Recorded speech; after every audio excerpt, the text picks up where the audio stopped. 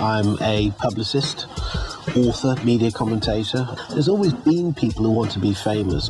The media demands now a churn of people. We get bored with those individuals who found fame, particularly through reality format, the one-hit wonders. They are, to a certain extent, exploited because there's nothing of substance there to buy into. They're not really talented. They might have a great body, a large personality. People think during that time when they become famous, it is eternal. And also the buy-in from the media is that you're going to make millions from this. Also, clearly, not just because we're in a downturn at the moment, that just isn't true. My name's Mehmet. My name's Erdo, and we'll both like to be famous one day. Hopefully we'll be able to achieve our ambition and our dream.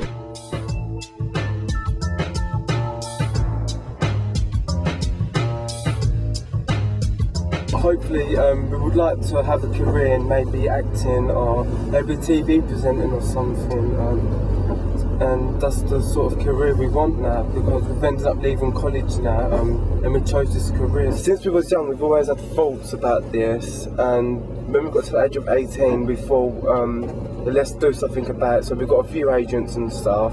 For me, this is all quite depressing, I have to be honest. It is very depressing. Because I can feel your passion and your determination to try and achieve a dream. You've bought into all the cliches that are sold to you. Dreaming, these fly-by-night guys who turn up as agents saying they can get you work. Yeah. I bet you've earned very little money for the stuff you've actually done. Yeah. You've done probably modelling job and stuff like this because people need you, because you're cheap and you've got hope. Yeah. And actually, do you know what? The worst thing, the worst word, the worst motivation is hope. There's too much hope around. What the media don't want to tell you is about failure. Yeah. There's no interest in telling you failure. Failure of not winning the lottery is all around you. You know lots of people who felt that they want to buy a lottery ticket and you think, get out of here. You've got no chance, mate. Yeah. That is the same as fame. But somehow there's a job with it. What if you don't get it? What if you don't get that lightning strike? What if you don't? How would you feel about that? I feel heartbroken, but this is all I'm relying on. We're putting everything into this, everything, and I'm willing to do anything really. How far would you go?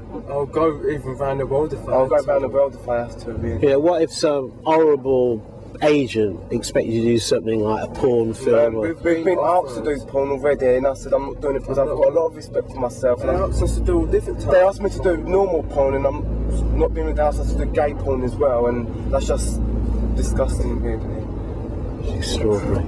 See, they're pushing you. Yeah. They're seeing how far you'll go. What you are, in my trade, is called fabulous nobodies. You're fabulous because you're likely to do anything and you're nobodies, okay? Let's say you get spotted, okay? And you go on Big Brother or wherever, whatever it is, and you get an ounce of fame, okay? And that fame lasts for a year, and then people say, don't like the twins. It ends, that's it, over. Is that it for you? How would you feel about that? Or would you always feel that I could always do it? Yeah. And you'd always dominate. Presenting after to do a chat show. Would you jack up cocaine, crack cocaine? Would you take drugs? No.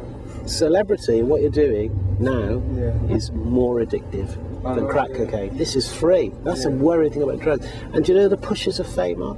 Newspapers, the TV you watch, but more important than those arsehole agents. What you're going to find in 2 years' time, if you're not there, you're going to be more desperate and more desperate. And when you become desperate, you sort of get a fog over you because you can't see how to do it.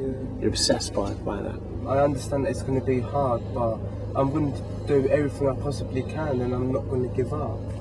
Same with me as well. I really want this, but since I was young, if I really want something, I'll always get it. So I just look at this as the same. Like if I wanted a pair of trainers, I'll get it.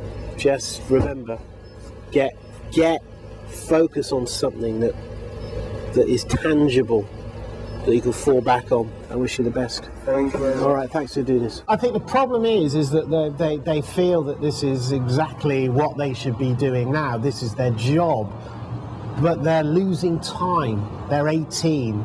You know, they'll probably still be doing this. They probably won't realise this until their 30s, and have wasted some of the most potent years of their life, which they'll never get back again. And it is absolutely, in their estimation, a rite of passage, something they have to do. But at what cost? And do you know what? There are absolutely millions of kids like those up and down this country, all over the world, hanging on to the gossamer thread of this empty dream.